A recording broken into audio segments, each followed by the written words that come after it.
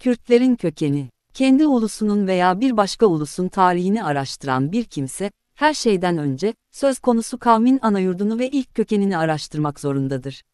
Ancak yoluna çeşitli zorlukların ve engellerin çıkacağı da bir gerçektir. Çünkü kişinin elde edeceği doğru, kesintisiz ve uyumlu bilgiler çok azdır. Aslında arkeologların ve tarihçilerin bugüne kadar yaptıkları araştırmalar, bu noktaları tam olarak açıklığa kavuşturmuş değildir.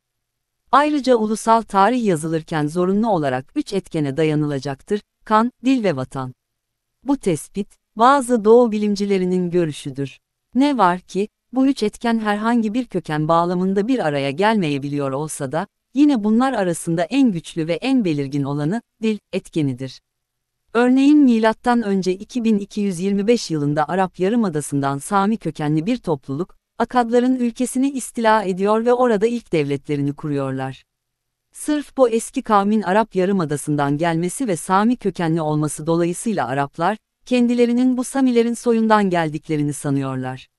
Bu kurala göre, Arap halkının kökeni ile, eski Sami soyundan gelen ve Babil ülkesini istila edip orada ilk Akad devletini kuran ve Arap Yarımadası'ndan gelen Samilerden önce, buralara yerleşen Akadlar arasında bir bağlantının olması uzak bir ihtimal değildir. Öte yandan Türklerin çok eski kökenlerini, sırf bazı dil benzerliklerinden dolayı, Çin'in kuzeyinde, Orhun Nehri'nin sahillerine yerleşen Şamyum sülalesinden gelen Hunlara veya Kunlara dayandırırlar. Bu durumda, Türk halkının ilk ortaya çıkışının M.Ö. 28. yüzyıl olması gerekir. Biz de onların mantığıyla meseleye yaklaşıyor ve diyoruz ki, Kürdistan, insanlığın ikinci anayurdudur. Tarihsel gelişmeler doğrultusunda, topluluklar oradan dünyanın çeşitli bölgelerine dağılmışlardır. Tarihin başlangıcında, burada Zakros dağları halkları yaşıyordu. Bunlar, Lulu, Guti, Cüti, Kasi, Kaldi, Subari, Hurri halklarıydı. Bir de Kürdistan'ın güneydoğusunun uç bölgesinde Elami halkı yaşıyordu. İşte bu nedenle bir takım dilsel ilişkiler ve benzerliklerden hareketle, bazı Doğu bilimciler, bu halkların Kafkas sülalesinden geldiklerini ileri sürmüşlerdir. Şimdi Elami halkını bir yana bırakacak olursak bu halkların tümünün bugünkü Kürt halkının çok eski ataları olduklarını söyleyebiliriz. Asurlular zamanının ilk dönemleri ile Sümerlerin ve Akadların dönemlerinde büyük siyasal olaylar meydana gelmişlerdir. Öyle anlaşılıyor ki, Ari yani Hind-Avrupa ırkının önce Zakros dağlarına, ardından doğusuna ve batısına doğru başlayan bu göçlerin M.Ö. 10. ve 9. yüzyıllarda başladığı sanılıyor. Zakros dağlarının ve Kürdistan'ın asıl halkından geriye kalan kısımları etkisi altına alarak onların da topyekün Arileşmelerine yol açmıştır. Topluluklar ve halklar halinde gelen bu yeni Ari göçmen halklarının en büyüğü ve en güçlüsü Medlerdi. Bunlar başlangıçta Urmiye Gölü'nün doğusuna yerleştiler. Bunları Pars, Manay, Parsivi, Part ve Kartşoy gibi diğer Ari halklar izledi. Öyle anlaşılıyor ki, bu saydığımız toplulukların sonuncusu, yani Kartşoylerin, Ksenefon'un tespitine göre göç ettikleri tarih M.Ö. 7. yüzyıla kadar dayanır. Durum böyle olduğuna göre, bazı tarih bilginlerinin söyledikleri gibi, şöyle söylememiz bir zorunluluk oluyor. Kürt ulusunun ilk menşei ve kökeni ile, ilk tabaka, yani, ilk Zakros halkları arasında sağlam ilişkiler, bağlantılar vardı. Şu halde, Kürtlerin menşeini ve kökenlerini araştıran bir araştırmacı öncelikle, sözünü ettiğimiz eski halkların ve köklerinin birinci ve ikinci tabakalarını araştırması gerekir. A. İlk tabaka, Zakros halkları. Bir Lulu veya Lulubumlar. Bu halkın Zehav, Şehrezor ve Süleymaniye bölgesinde yaşadıkları görülmüş ise de bu bölgeye ne zaman geldikleri bilinmiyor, ancak daha sonra Guti halkıyla kaynaşarak şimdiki Süleymaniye civarında yaşadıkları bir gerçek. Ayrıca Halman bölgesini de istila etmişlerdir. Nitekim Kerkük bölgesinde ortaya çıkan bazı tarihi eserler ve diğer bir kısım belgeler, Akad Kralı Naram-Sin zamanında yazılmış olan bir kitabedir ve bu kitabe o halkla ilgili dikkat çeken bilgiler içermektedir. İki toplumun dilleri arasındaki bazı benzerlikler ve işaretlerden yola çıkılarak M.Ö. 19. ve 18. yüzyıldaki bazı Asur krallarının Lulu halkından oldukları sonucuna varılmıştır. Öyle anlaşılıyor ki bu halkın bir kısmı da Suriye'de yaşıyordu. Nitekim M.Ö. 13. yüzyılın başlarından itibaren, Asur orduları ile Lulu halkı arasındaki ilişki ortaya çıkmıştır ve bu ilişkiler sayesinde Asurlulardan kalma birçok belge ve bulgularda bu halktan ve yurtlarından genişçe söz edilmektedir. Lulularla ilgili belge ve bulgular üzerindeki araştırmalarıyla tanınan Doğu bilimci Hüsing'in görüşüne göre, bu halkın dili Elami dillerine benziyordu. Bununla beraber Lulu halkının dili ile, Huri halkının dilinde bazı benzer ifadeler ve kelimeler bulunuyordu. Asur Kralı II. Asur-Naserpal döneminden kalan değişik belge ve bulgulardan anlaşıldığı kadarıyla, Lulu ülkesi uygarlık ve bayındırlık bakımından büyük bir ilerleme kaydettiği gibi, halkı da çeşitli sanat dallarında bayağı ileri gitmişlerdi. Öyle ki Asur Kralı, bu ülkenin birçok sanatçı ve ustasını Asur ülkesine getirmişti. İşte Profesör Spicer, Luluların bugünkü Lorların ataları olduğu kanaatindedir. 2 Guti, Juti, Judi. Bu topluluk, Zakros halkları arasında yer alan ünlü bir halktır. Milattan önce 2649 tarihinde bir ara Sümer ve Akat ülkelerini istila ettiler ve egemenlikleri 125 yıl 40 gün devam etti. Onun için Nippur bölgesinde ortaya çıkarılan krallar sütunu üzerinde, Gutilerin 21 kralının adının yazılı olduğunu görüyoruz. Öyle anlaşılıyor ki, Guti devleti, Eriha'daki başkentini bırakıp Akat ve Sümerlerin ülkelerine sömürgeciler olarak egemen olmuşlardır. Aynı şekilde güçlü Lagaş kralları da, Gutilerin Trigan denilen son kralına boyun eğmek zorunda kalmışlardı. Profesör Spicer şunları söylüyor: İsimlerin ve sıfatların benzerliği, Guti ırkının, Sümer ülkesine çok eski hükümetler döneminde girmeye başladıklarını göstermektedir. Gutilerin bu ülkedeki etkinlikleri ve nüfuzları güçlenince, Sümerlerin ülkesini de işgal ettiler. Aynı şekilde milattan önce 2600 senesine rastlayan Kral Gudi zamanında Lagaş devletinin gerçekleştirdiği ünlü ilerleme ve uyanış, büyük ölçüde Guti devletinin etkinlik dönemine denk düşüyor ve hiç kuşkusuz, bu bir tesadüf değildir. Milattan önce 2524-26. yüzyıl tarihinde Ur kralı, Guti ırkının Akat ülkesi üzerindeki egemenliğine son verdi ve bu ırkın aşiretleri Zakros dağlarına dönmek, oraya sığınmak zorunda kaldılar. Milattan önce 18. yüzyılın ortalarında Kasay aşiretleri, Babil ülkesine saldırıp talan edince, beraberlerinde Guti aşiretleri de bulunuyordu. Ancak bu tarihten başlayarak Asur devletinin kuruluşuna kadar olan zaman zarfında, Gutilerden söz eden bir belgeye rastlamıyoruz. Milattan önce 13. yüzyıla kadar, Asur devletinin bir gücü ve etkinliği yoktu. Dolayısıyla, Zakros dağlarına sığınan komşularıyla sürtüşecek veya ülkelerini işgal edecek durumda değildiler. Kaldı ki, Gutilerin ve Luluların desteğine ve himayesine muhtaçtılar. Bununla birlikte daha sonra Asur kralı 1. Şalmaneser, Guti halkıyla karşı karşıya geldi ve Selefinden çok daha fazla onlarla savaşa girdi. Bugüne kadar ortaya çıkarılan ve tarihi belgelerde sözü edilen bu kralın dönemine kadar uzanan Asur kalıntılarından anlaşıldığı kadarıyla, Guti aşiretleri çok zorlu ve sert idiler ve bu halkın yurdunun sınırları Urartu, Ermeniye'den başlayarak batıya doğru Kimukhi, Turabdin'e kadar uzanıyordu. Dolayısıyla Asur krallardan kalan antik eserlerden ve ilgili ifade ve beyanlardan anlaşılan özet şudur: Zakros dağlarının merkezi, Guti, Kuti ve Juti, halkının milli vatanıydı. Şimdi de, Guti kelimesi ile Kurti kelimesi arasındaki ilişkiyi görelim. Son zamanlarda keşfedilen ve tarihi Asur kralı, Tukuliti, İnörta dönemine kadar giden ve tek bir vakayı anlatan iki antik eserlerden birinin üzerinde, Guti, Juti, diğerinin üzerinde ise, Kurti kelimesi yazılıdır. Bu durum ise, bu her iki kelimenin aynı halk için kullanıldığını ya da Gurti, Kuryi kelimesi, Guti halkının büyük çoğunluğu için kullanıldığını gösteriyor. Nitekim Doğu bilimcilerin çoğu, aralarında büyük telaffuz benzerliği bulunan, Kurtivi, Kurtioy ve Kurti kelimelerini çok etraflıca araştırmışlar. Mesela, Er-Rabitah el-Lueviye Lafz-ı Kurd kitabının yazarı, Kürdistan'daki halkın kökenini araştırmak için bu, Kurtivi kelimesi çok önem taşır, der. Sonra da Doğu bilimci Driver görüşünü özetleyerek şöyle der: Karda, Kardukyi, Kurtokyi, Kurdi, Kardak, Sirti, Kirti, Kurdiyayi, Kurdoeni, Kardu, Karda, Kardaviye, Kardaye, Kartavaye ya da Kurdaya, kelimelerinin hepsi ağızdan çıkışları ve ses tonları değişik de olsa ve uyumlu değilse de, bir tek kökten geldiklerini göstermektedir. İşte bu bağlamda bu Doğu bilimci, bugün var olan Kürt halkının aslını Hanofon'un anlattığı Kardiyoy halkına ve Sümerler döneminde mevcut olan Kardayı halkına bağlıyor. Ayrıca, Ur, hükümetinin 3. dönemindeki rivayetlerin birinde, Karda, kelimesi halkalardan birinin adıydı. İşte bütün bu verilerden kesinlikle anlaşılıyor ki, eski Kurtivi kelimesi ile mevcut Kürt kelimesi arasında ciddi ve güçlü bir ilişki vardır ve ortak kelime durumunda olan, Kurdoeni, ile, Karduki kelimelerinin coğrafik tarifleri, Kurtio, kelimesine özel eski antik eserlerin içeriklerine tıpatıp uymaktadır. Hatta tarihçilerden dikkatli olan büyük bir bölümü, bütün bu sayılan kelimelerin hepsi, bir tek, nesneyi gösteren ortak kelimelerdir demişler.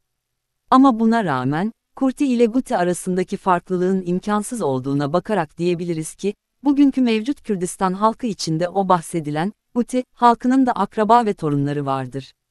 Doktor Spicer, Mezopotamya Halkları, adlı kitabında diyor ki, şu anda Kürt adıyla bilinen ve yaşayan oymak ve aşiretler, şimdi iddia edildiği kadar hiçbir zaman Kafkas oldukları iddia edilmemiştir.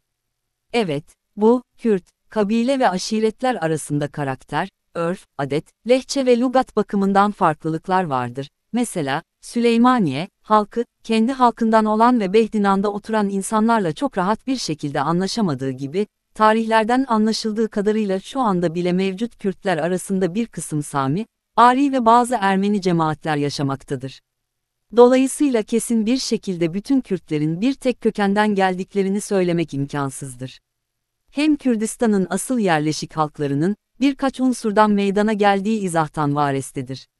Çünkü Kürtler, kendi öz bölgelerinde ve dağlarında tarihin ilk dönemlerinde göçebe olan Asur ve Aramilerle birlikte yaşıyorlardı.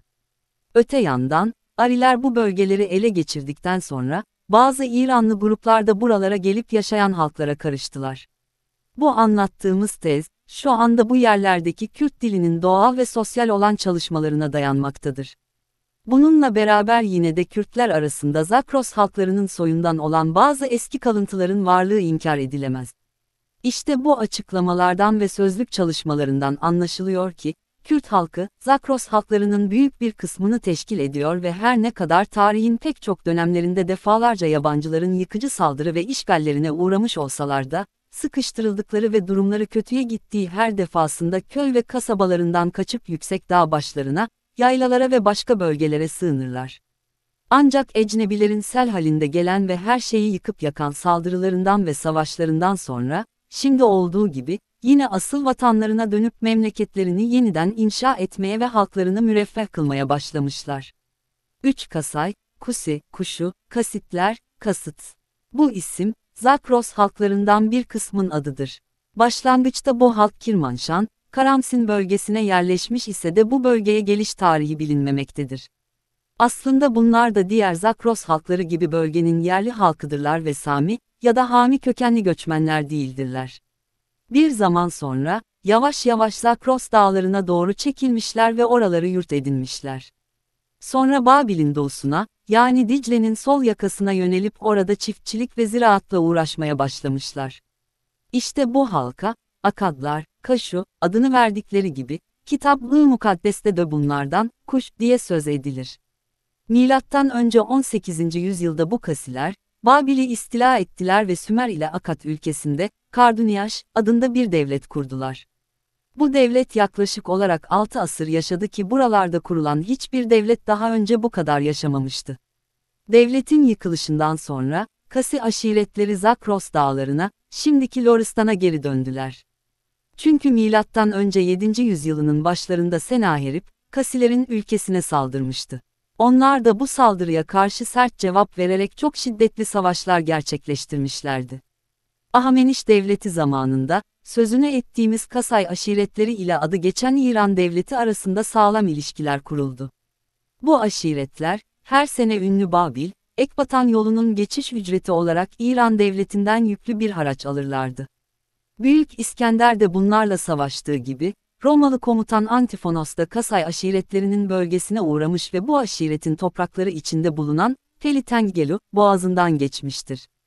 Kısacası, bu halkın miladın başlarına kadar bugün Loristan denilen bölgede yaşadığına kuşku yoktur ve öyle anlaşılıyor ki, onlar bugünkü Lorların atalarıdır. Ayrıca Kasi halkının güney kısmına uzun bir süre Elamlar da egemen olmuşlar.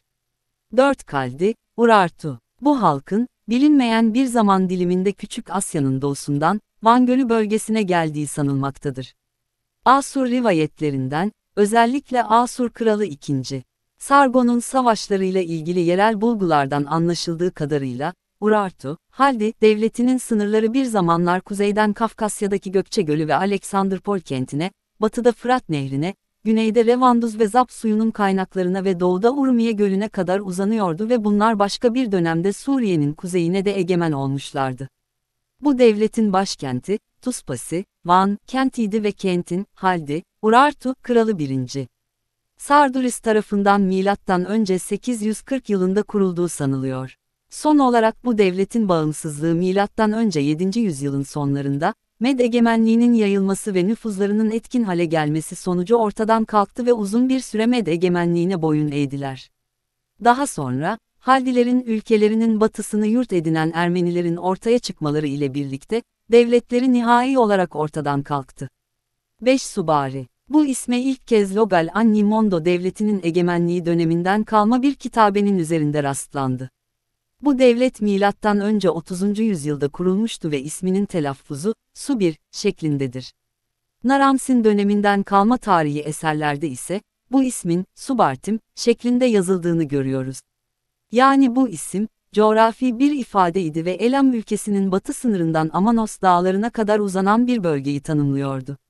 Sonra bu coğrafi terim, bir insan topluluğu için kullanılmaya başladı ve Hammurabi bu ismi, tam bağımsız ve ayrı bir hayat yaşayan bir topluluğa ad olarak kullanırdı. Bu kelime, Asur belge ve bulgularında, Subaru, şeklinde yazılmıştır. Bütün bunlardan çıkan sonuç şudur. Bu isim altında Mezopotamya, Suriye ve Küçük Asya'da bir halk yaşıyordu. Ayrıca Mezopotamya'da yaşayan halkın büyük bir kısmının, yani Hurilerin Subaru ismiyle de anılmış olmaları ihtimal dahilindedir. Subaru halkı, Asur ordularıyla uzun süre savaştılar ve Asurluların son dönemlerinde Subaru ismi ortadan kalktı, onun yerine başka bir halkın ismi ön plana çıktı. Bu halk, Nairi adıyla biliniyordu. Bu Nairi halkının da Subaru halkının büyük bir kısmının adı olduğu ve diğer kısımları da temsil ettiği uzak bir ihtimal değildir. Şimdiki Şemdinan'da bulunan Nehri bölgesinde, hala Nairi halkından ve onların soyundan kalma tarihsel eserler gözlemlenebilmektedir. S.R.L.W. King ve diğer Doğu bilimciler şunu söylüyorlar. Mitanni, Kasi halkının bir kısmına verilen addır. Ancak Profesör Spicer Mitannilerin Kasilerin değil, Subaru halkının bir kısmı olduğunu vurgulamaktadır. Mitanniler Orta Fırat bölgesine yerleştiler, Mezopotamya'da Habur Çayı ile Belç arasındaki bölge. Ve M.Ö. 1. bin yılın ikinci yarısında güçlü bir devlet kurdukları gibi, bu halkın kendine özgü ayrı bir de dili vardı. Ve ikinci tabaka, Medler ve onlara bağlı halklar. Ünlü tarihçiler J.H. Robinos ve J.H. Bristed'in görüşüne göre bu halklar birbirlerine komşu ve soy bakımından birbirlerine yakındılar ve bunlara aynı zamanda Ariler adı da verilirdi ki, bununla Hind-Avrupa ailesine mensup halklar kastedilir. Bunlar, M.Ö. 2500 tarihlerinde Kazvin Denizi'nin doğu ve kuzeydoğu bölgelerinde yaşıyorlardı. Bu halkların bir kısım ziraat ve çiftçilikle uğraşırken aslında hepsi taş devrini yaşıyordu. Yalnızca az bir kısmı maden devrine geçebilmişti.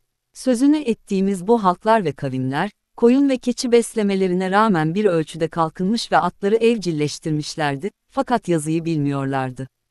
Daha sonra bu Ari aşiretlerin bir kısmı Hindistan'a göç edip, orada arkalarında Sanskrit dili ile Vedalar adında bize kutsal bir kitap bıraktılar. Bu kitap onların ilk hayatları ve başlarından geçen tarihsel dönemlerle ilgili son derece önemli bilgileri içermektedir. Ari kökenli bu aşiretlerin geriye kalan kısmı ise, Güneydoğu taraflarına yönelerek Dicle ve Fırat Vadisi'ne yerleştiler. Med ve Parsay halkları bu son kısmın en güçlü halklarıydılar. Kürtlerin Kökeni isimli videomuzun birinci kısmını burada noktalıyoruz. İkinci bölümünü, YouTube kanalımız Çanda Kur'dan da bulabilirsiniz. İkinci bölümde, Proto-Kürtler olan, Med, Nairi ve Karduklar ile devam edeceğiz. Bu tür çalışmalarımızın sürebilmesi için, kanalımıza katıl ve süper teşekkür ile destek olun. İzlediğiniz için